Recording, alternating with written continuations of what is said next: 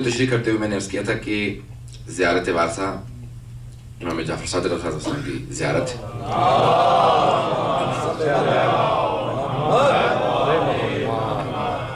زیارت وارث یا زیارت وارثہ ان چند زیارات میں سے ہے جس کی بے انتہا پڑھنے کی تاکید ہے۔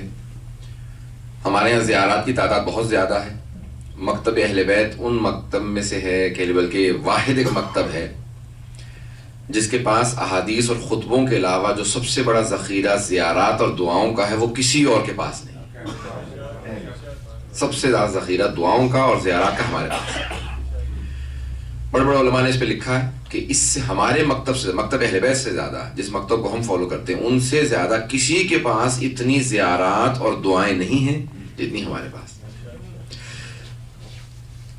سب سے بڑی خصوصیت یہ ہے دعاؤں کی اور زیارات کی کہ خطبوں سے، احادیث سے ائمہ کی عظمت کا اندازہ ہوتا ہے، لیکن خطبوں میں زیارات اور امام کی احادیث کے اندر ائمہ نے اپنے حساب سے کلام نہیں کیا۔ توجہ یہ ہوگا، ائمہ نے کلم الناس علی قدر عقولہم، لوگوں کے قدر و منزلت کو دیکھتے ہوئے ان کے ساتھ کلام کرو۔ تو ائمہ کے خطبوں سے اور احادیث سے ان کی عظمت کا اندازہ نہیں ہوتا، کیونکہ وہ انہوں نے لوگوں کے حساب سے ان کے لیول پہ آ کے کہیں۔ پتہ نہیں باتیں کر پا رہا ہوں کہ نہیں؟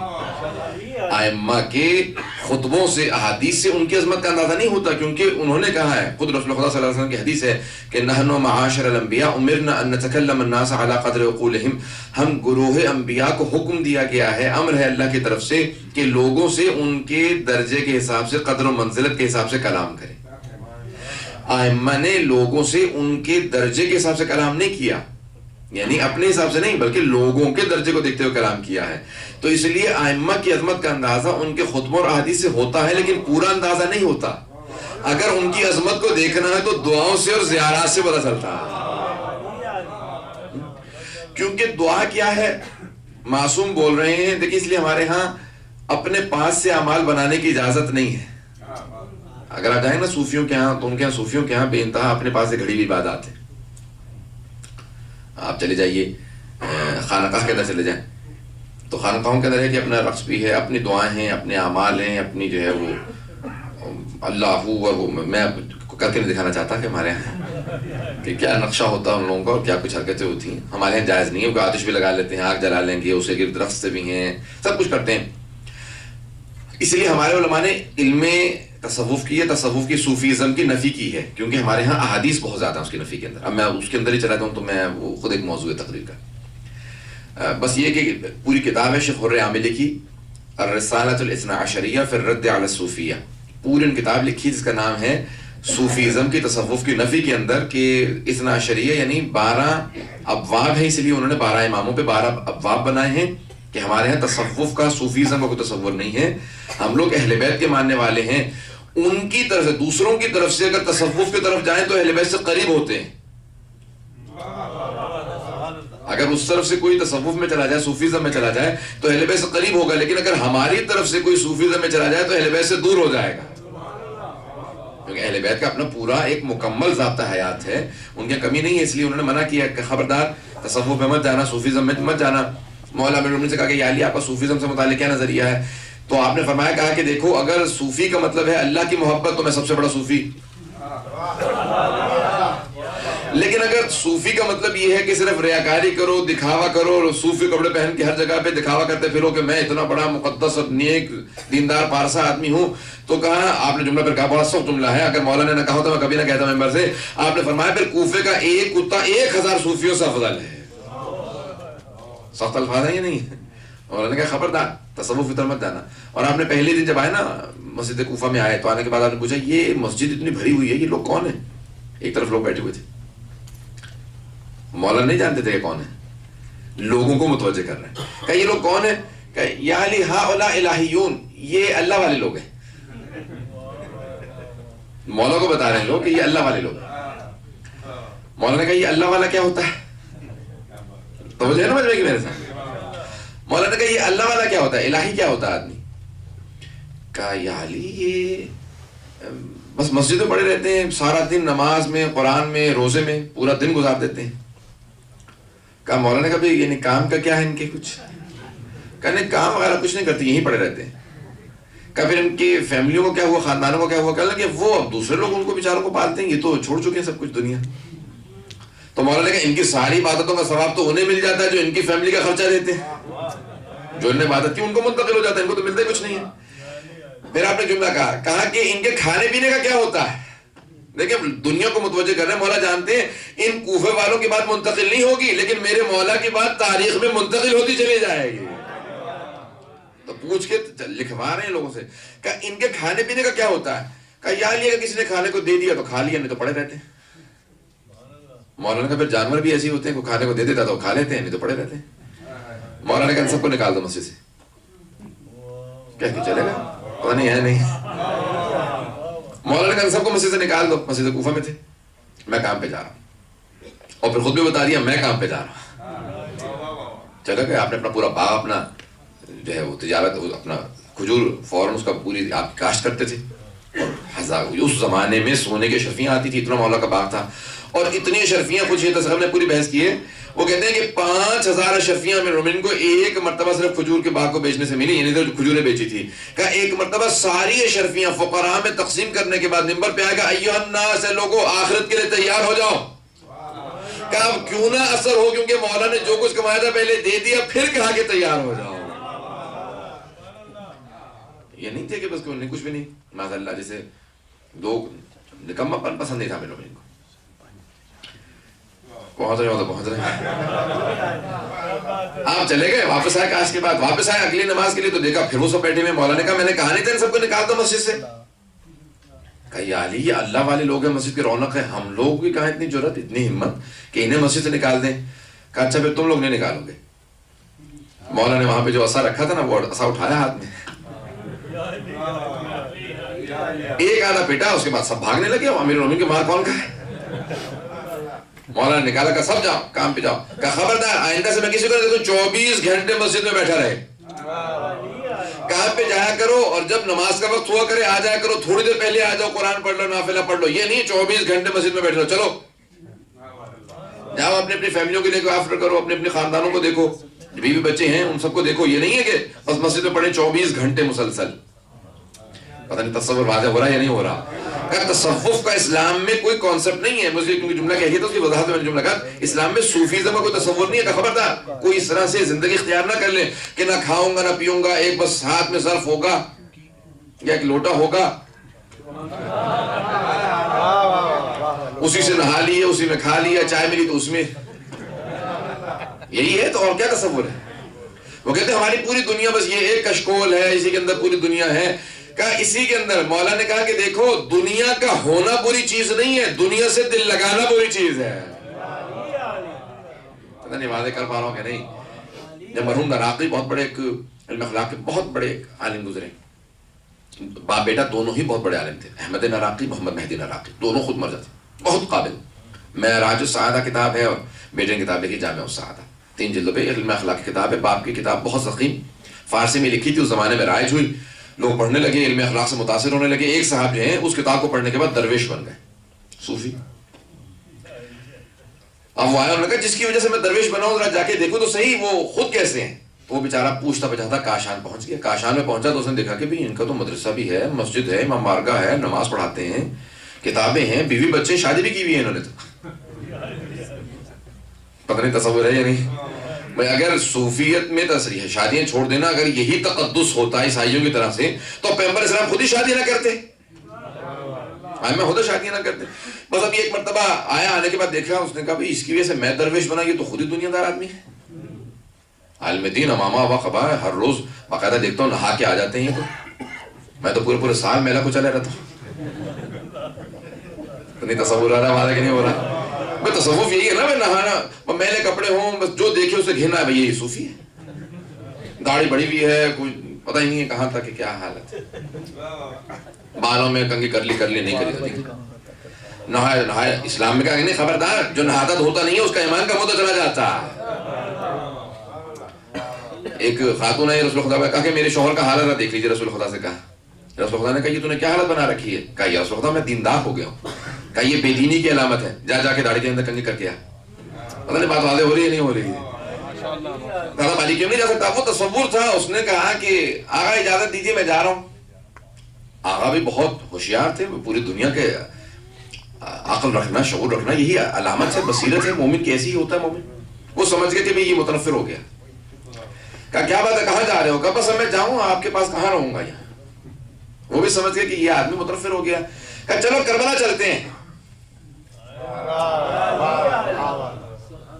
اس نے کہا کربلا کہاں چلتے ہیں, ابھی سامان باندھیں گے, وصیت لکھیں گے, بیوی بچوں کو خداحافظ کہیں گے, مسجد میں لوگوں کو بتائیں گے میں جا رہا ہوں, مدرسے کو وائنڈ اپ کریں گے. اس نے کہا کہاں آپ اتنے دن لگیں گے آپ کو تیاری کرنے میں؟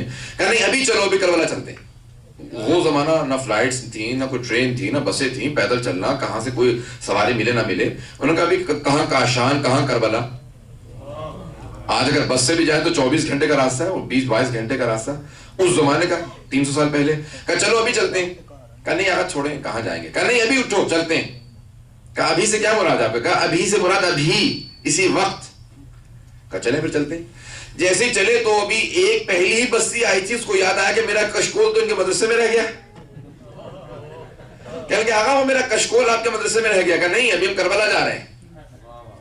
کہا نہیں میرا ایک ہی کشکول ہے, مجھے وہی کشکول چاہیے. کہا کہ نہیں راستے سے ایک اور کشکول لے دوں گا. کربلا پہنچے کشکول لے دوں گا. کہا نہیں ایک ہی تو میرے پاس کشکول ہے, پوری کائنات وہی کشکول ہے. کہا بدبخت آدمی تجھ میں مجھ میں یہی فرق ہے, تیرے پاس ایک کشکول ہے, تیری پوری جان کشکول میں اٹکی ہوئی ہے. میرے پاس سب کچھ ہے, گھر ہے, مدرسہ ہے, مسجد ہے, بیوی بچے ہیں, لیکن جب میں نے حسین کا قص کیا فوراً اٹھ کے چل دیا. کہ جب اللہ کا فرشتہ آواز دے گا کہ خدا نے بلایا تو اس دن بھی فوراً لبیک کہوں گا, چلا جاؤں گا. دنیا سے اتنا اٹیچ نہیں ہوں.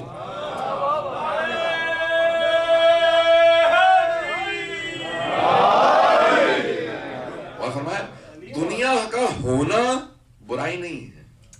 بات واضح ہو رہی ہے؟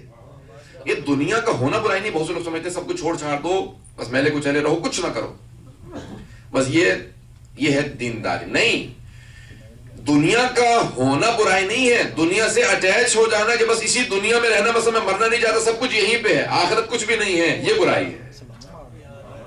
اہل بیت نے کہا خبردار, یہ اتنا اٹیچ نہ ہو جانا. اٹیچمنٹ بری چیز ہے. جو پیغمبر اسلام کی حدیث میں صرف اشارہ کرتی ہے, اس میں آپ نے فرمایا کہ 5 چیزیں بچوں سے سیکھو. حدیث کو پیش کرتے ہو, صرف ایک چیز مجھے صرف استعمال کرنی ہے. 5 چیزیں بچوں سے سیکھو, جس میں سے پہلے ہے مانگنا. بچوں سے سیکھو. ہمیشہ بچوں سے کہتے ہیں نا بڑوں سے سیکھو. پیغمبر کہتے ہیں نہیں, کچھ چیزیں بچوں سے سیکھو, ان کے پاس زیادہ اچھی ہوتی ہیں. مانگنا بچوں سے سیکھو. مانگتے کیسے ہیں؟ جب تک کوئی چیز حاصل نہ کر لیں تب تک مانگتے رہتے ہیں. ماں باپ سے کہا بھائی مجھے مثال کے طور پہ کمپیوٹر چاہیے, لیپ ٹاپ چاہیے, جو بھی. اب میں بتا رہا تھا نہیں پتا, بچوں کے لسٹ نہ بتا دوں میں کہ کیا کچھ مانگا. سائیکل لے دیجیے, یہ لے دیجیے, وہ. باپ نے کہا ٹھیک ہے اگلے مہینے پے چیک ملے گا, لے دوں گا. باپ بھول گیا کہنے کے بعد, بچے کو یاد ہے. کہا بابا آپ نے کہا تھا 1 تاریخ کو لے کے دیں گے, 1 تو ہو گئی. کہا اگلے مہینے لے دوں گا. کہا نہیں آپ نے تو آج کا وعدہ کیا تھا. اب وہ ضد کرتا رہے گا, جب تک کہ حاصل نہ کر لے تب تک روئے گا, لٹے گا, کھانا نہیں کھائے گا, سب کچھ کرے گا. جب تک حاصل نہ کر لے مانگتا رہے گا. پیغمبر کہتے ہیں مانگنا بچوں سے سیکھو. تم 1-2 مرتبہ 4-5 مرتبہ مانگتے پھر چھوڑ دیتے ہو. کہ خدا سے جب تک کہ دروازے میں دستک مسلسل نہیں دو گے تب تک ملے گا نہیں.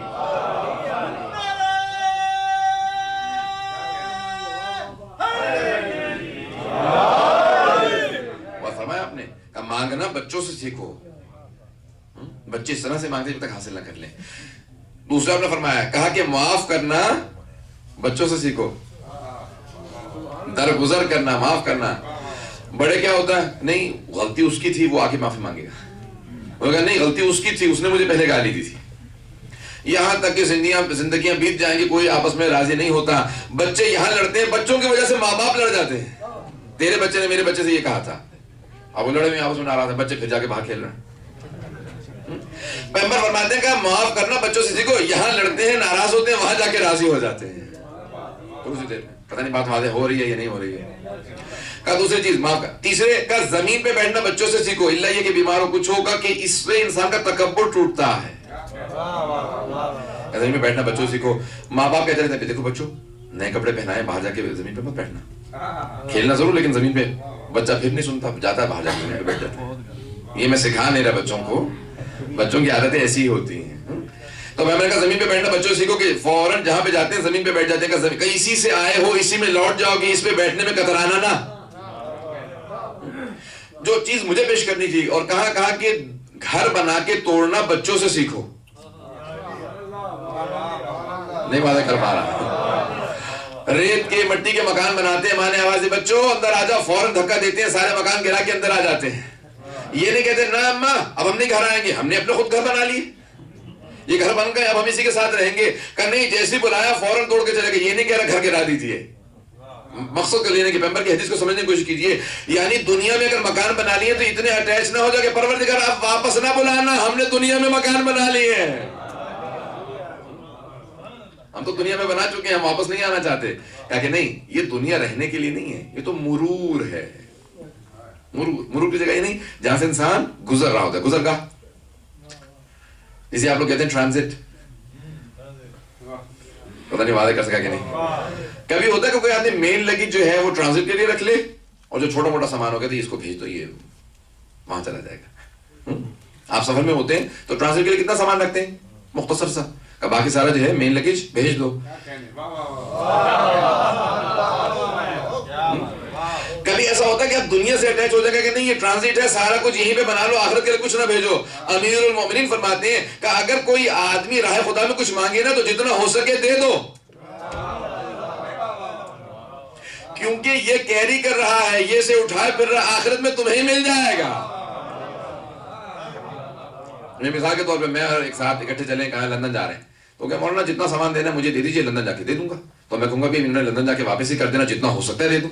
پتہ نہیں باتیں ہو رہی ہے نہیں، جتنا ہو سکتا ہے انہیں پکڑا دوں کہ مجھے اٹھانا نہیں پڑے گا، آپ وہاں لندن جا کے مل جائے گا. مولا فرماتے ہیں جو کچھ راہ خدا میں دیتے ہو، یہ امام بارگاہوں میں لگاتے ہو، دینی مراکز میں لگاتے ہو، یہ تم نے دے انہیں دیا ہے، اٹھا یہ پھر رہے، آخرت میں تمہیں مل جائے گا. تو جتنا ہو سکتا ہے دے دو، راہ خدا میں جتنا ہو سکتا ہے دے دو، کیونکہ یہ کیری کر رہے ہیں اور ملنا تمہیں ہی ہے آخرت. بہت گہرا تصور ہے، ایک پورا نظام ہے دین. اب ہم اس پورے سلسلے کو ماننے والے ہیں. ائمہ نے کہا کہ دیکھو اگر سمجھنا ہے نا دین کو تو ائمہ کے اقوال سے سمجھنا، ان کی دعاؤں سے، زیارات سے. ابھی میں نے پوری بات یہاں تک پہنچائی ہے، اگر سننا چاہیں گے تو میں آگے بات پہ لے کے چلوں.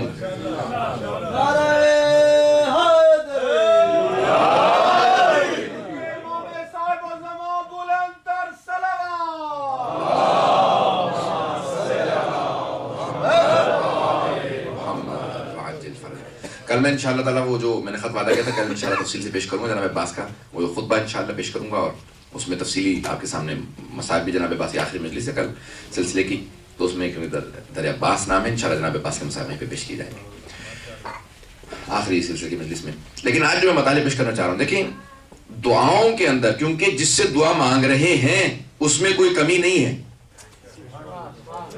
خدا کی ذات میں کوئی کمی نہیں ہے، اور جو دعا مانگ رہے ہیں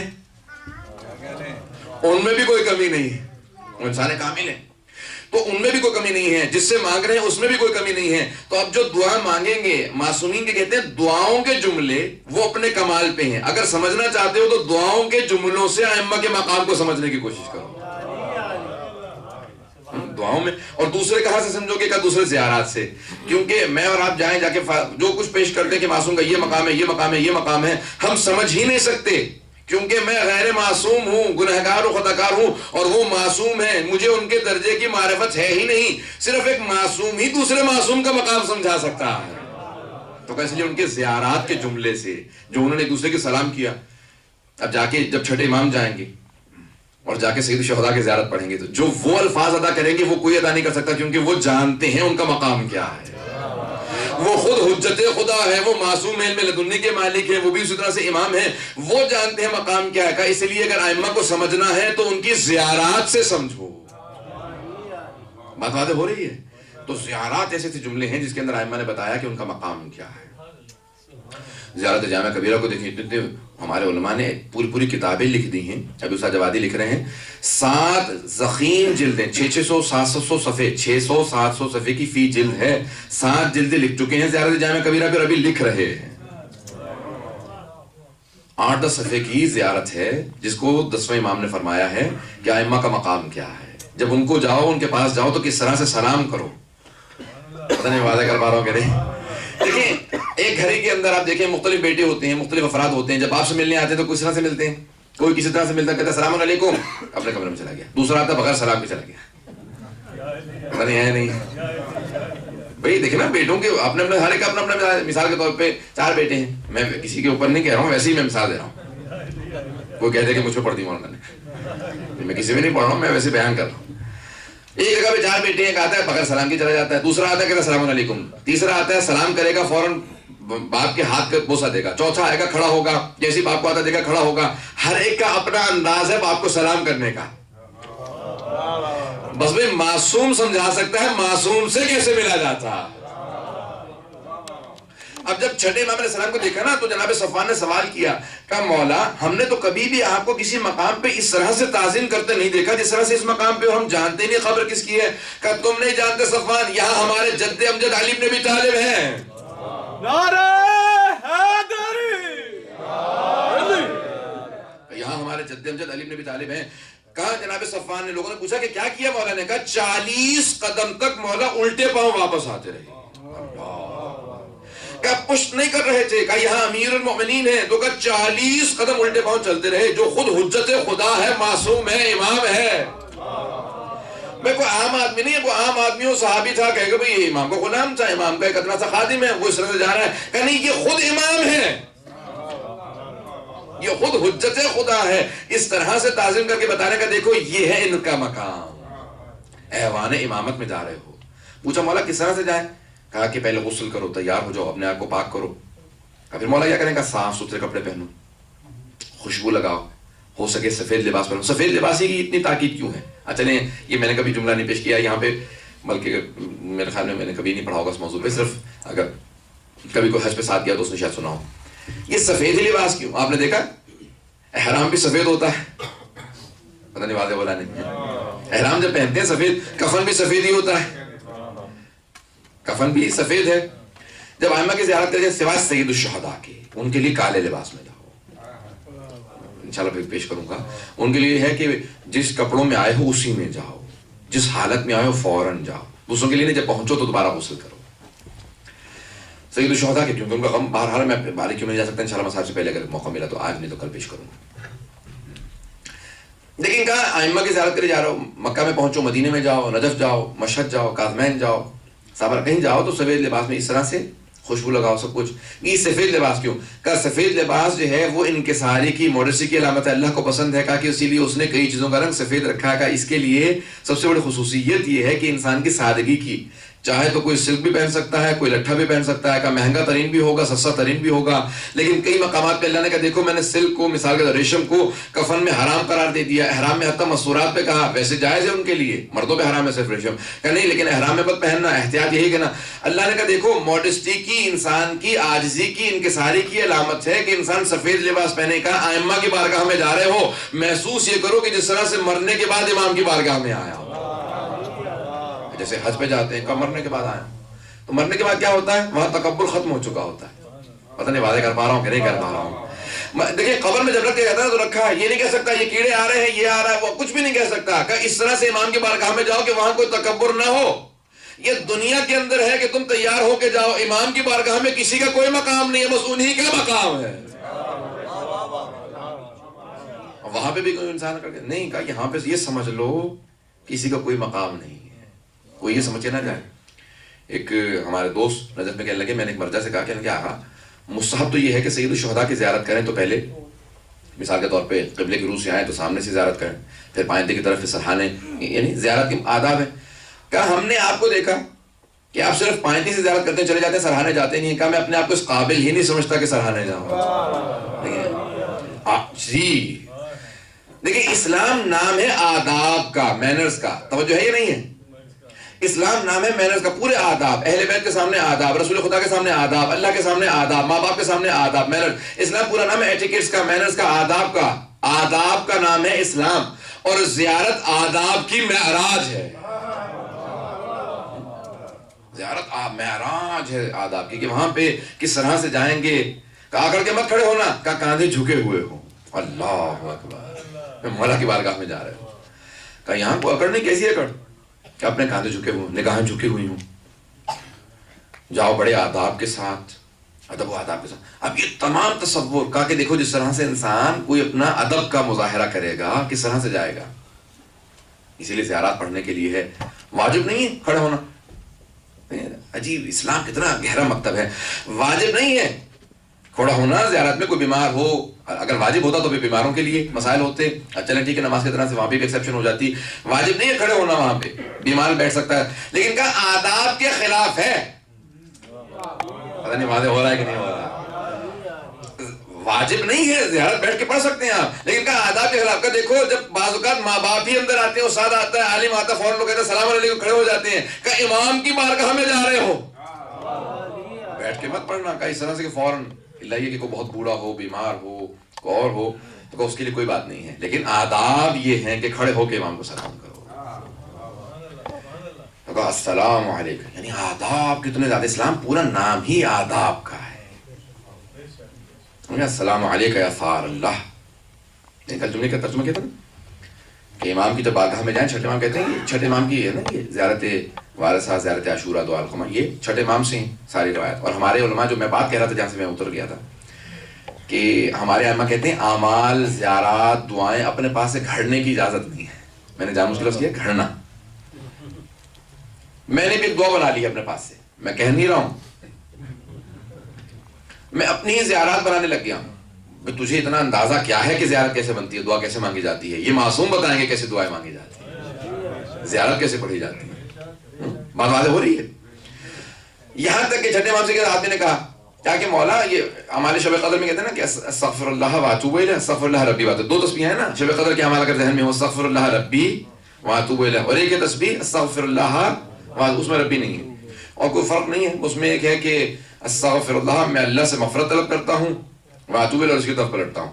اللہ سے مغفرت طلب کرتا ہوں جو میرا رب ہے, اور اسی کی طرف پلٹتا ہوں. صرف ترجمہ بھی.